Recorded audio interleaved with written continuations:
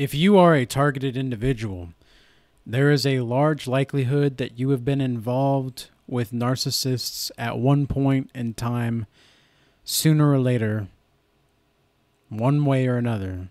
You've been in contact with narcissists. Now, narcissists are absolutely cunning, and they are absolutely absent of a moral compass, and they will do everything that they can to get their way. And when they do not get their way, make no mistake, they will do anything and everything to make it seem like you are the bad guy. Whether this is through a smear campaign or whether this is by demoralizing you or degrading you, no matter how you look at it, it's not a good thing. But what you have to understand is that if you are in these times, these bad times, and you don't want to move forward into the lonely times, you're missing the point of the lesson with the narcissists.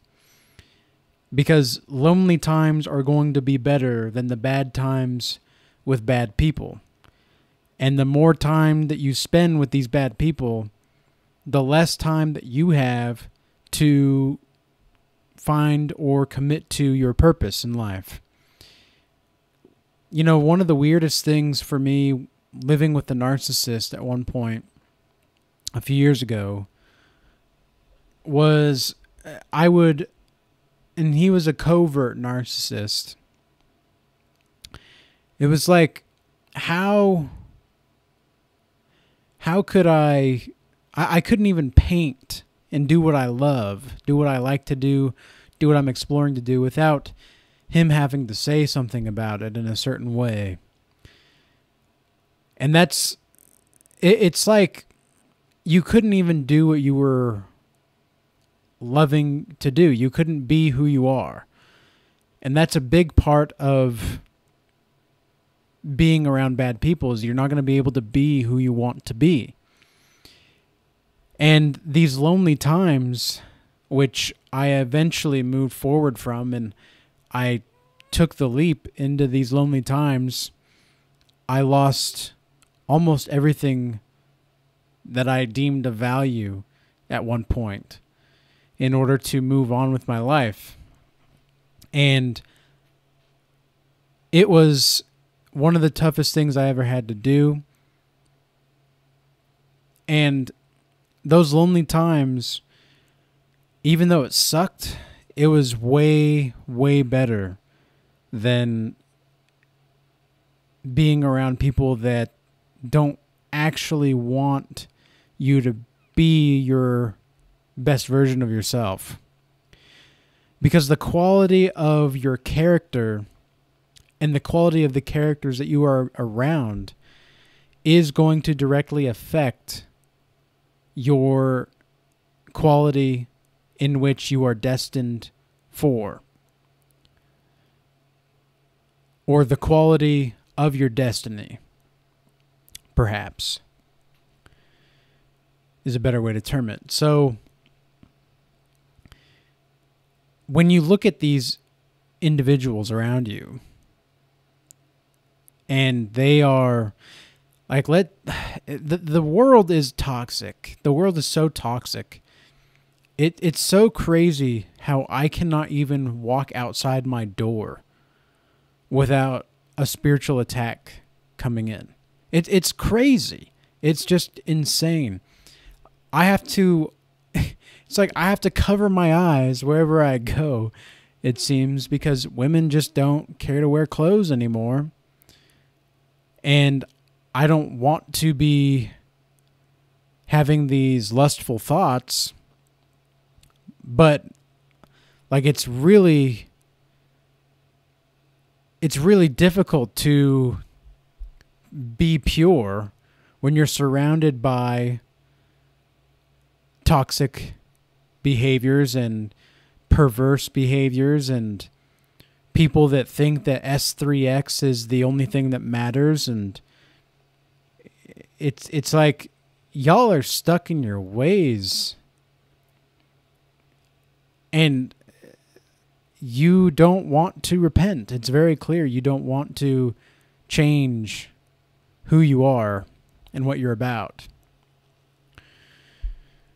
And we can't really even pray for these people anymore. Like, we can pray for them to be delivered, but what's the point in praying for somebody that doesn't want to repent? There's no reason for that. There's no reason to put more time into someone that's chosen the devil, right? And that's what these narcissists are, is they're agents of the devil himself, genuinely and truly. It is unbelievable the sophistication in which these things occur when you are trying to stand firm on a foundation of integrity and you are trying to actually make yourself a better version of yourself. The higher you climb in that spiritual elevation, the harder the attacks are going to come. And this example that I gave with my friend that was a covert, I wouldn't even call him a friend anymore at all, but someone that I used to know that was a covert narcissist, the fact that he wouldn't even like that I was being who I was and who I am was a red flag. And at the time I knew it was a red flag, but I ignored it. Now, here I am now. I can very clearly see the red flags in people now. And 5 years ago, I wouldn't even have known what a red flag was when I'm talking to people or looking at people or trying to vet them to see whether or not they'll be worthy to be a part of my life or not, whether they actually share similar values or not. I had no boundaries within myself, so I was always catering to other people. And it always seemed like no matter where I went, no matter what I was doing, I was being, like I had a target on my back. Like people just didn't like my energy. And the reason that they didn't like it now in retrospect, I can analyze that the reason that they didn't like it was because as a awakened individual, you are going to bring light to a situation by the grace of God, and in that light is going to reveal the darkness of other people. It's crazy how people want to paint you a certain way. And I had instances at my previous work experience, my previous jobs and work experiences where to my face, my supervisor would say one thing about how great I was doing. And then as soon as we were showing up to his advisor and we were having meetings with his advisor, he would start telling his supervisor about all the terrible things that I've done. And it's like, now wait a second, you just said like last week how great I was doing. And I'm the hardest worker here. I never show up late. I'm always on time. In fact, I'm early. I always do more than necessary. I am going above and beyond. What the hell? And it was at this point where I started to realize that sometimes a job is a job. You got to pay the bills somehow, right? And that's fine. You got to do what you got to do, but you don't have to cater to these companies or these people, these industries, these takers of your life source. You don't have to cater to these people. You do what you need to do, and you get the job done. Bada bing, bada boom. You go home. And you do other things that are trying to get you out of these situations. I think everybody should start a business of their own. Now, my business is very unique because it's a very personalized business.